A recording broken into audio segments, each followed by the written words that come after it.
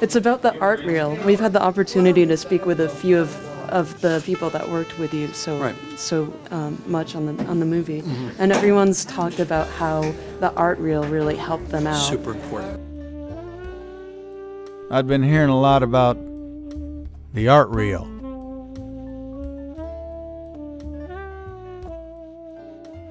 So I asked Marge to do a little probing. Find out what this art reel was all about.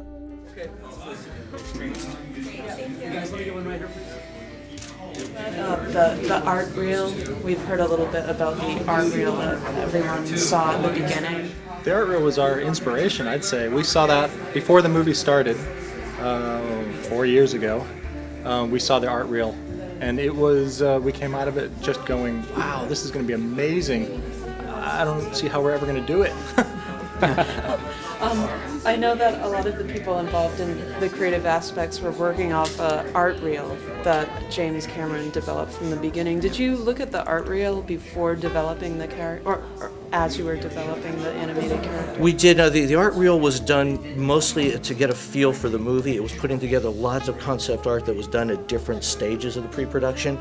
So Jim put that reel together so we can all just get a feel of what the tone of the movie was going to be like. There's been discussion with some of the other people that worked on Avatar of the art reel. Is that something that you're aware of? Being the concept design reel? Yeah. There was a tremendous amount of concept design that came out of the Lightstorm art department, and it was really like a production design Bible for the show. The first 2 years of the project was divided between two separate streams of activity.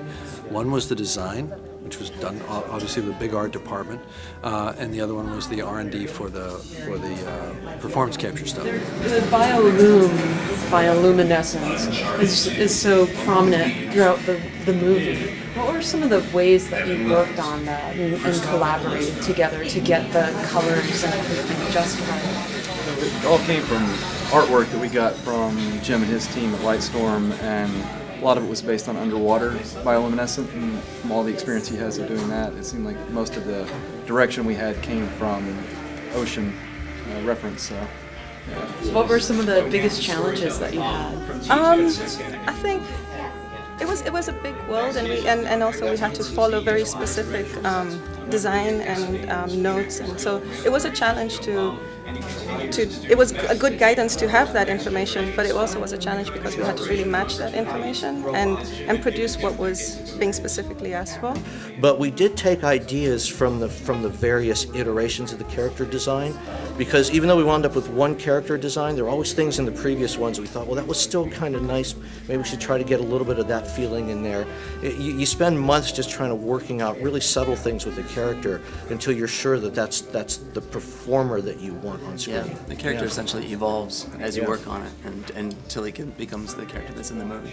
After the end of that 2-year design period, we had all these amazing paintings and renderings, and so I put it all together into an art reel, what we call the art reel. It's about 11 minutes long with music and with voiceover stuff. I even brought in voice artists. We hadn't even cast the movie yet. I brought in voice artists and had them do dialogue and so on, and did a lot of dissolves, and it really gave you the feeling of the movie, the colors of the movie, and a sense of having been to Pandora, even though none of it was moving in and of itself. It was all obviously static, renderings. His vision's like 10 years old, so like he's had something like this in mind for such a long time that he was really clear when he came to talk to us about what he wanted. It's been refined, so it was an amazing trip. But I think it really kept people focused on what we were trying to create. The art reel. What more do you need to know?